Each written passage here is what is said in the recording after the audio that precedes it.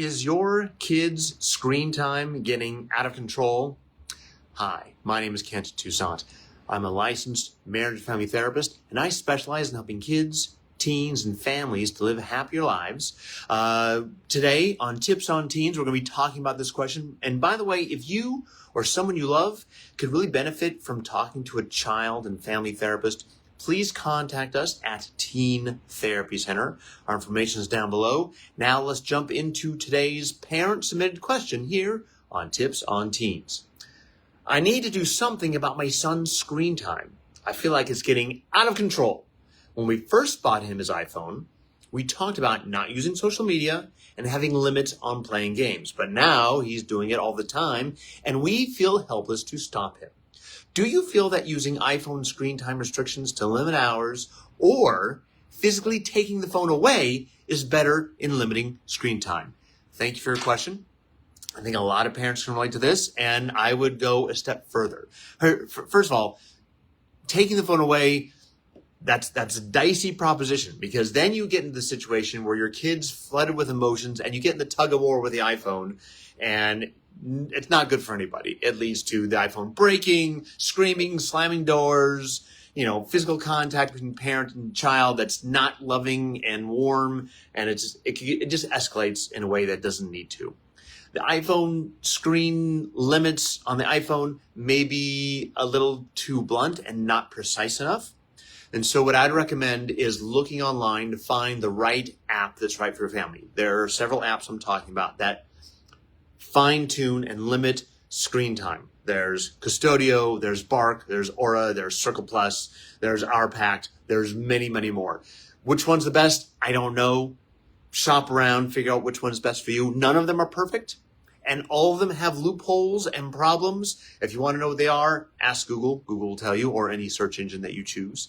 You often have to, even though it says the setup is easy, you might have to contact customer service because this one little setting on your computer or your iPhone is not on and it's not in the directions. So be prepared that this is going to be a process.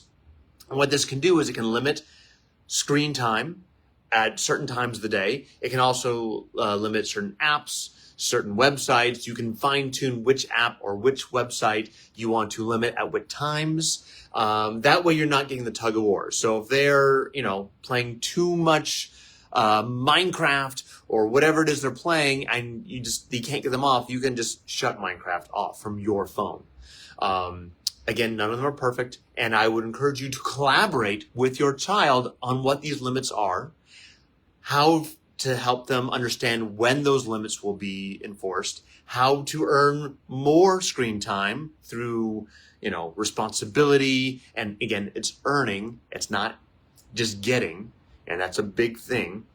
Make sure they're earning it in a way that is reasonable. You don't want to be a prison warden.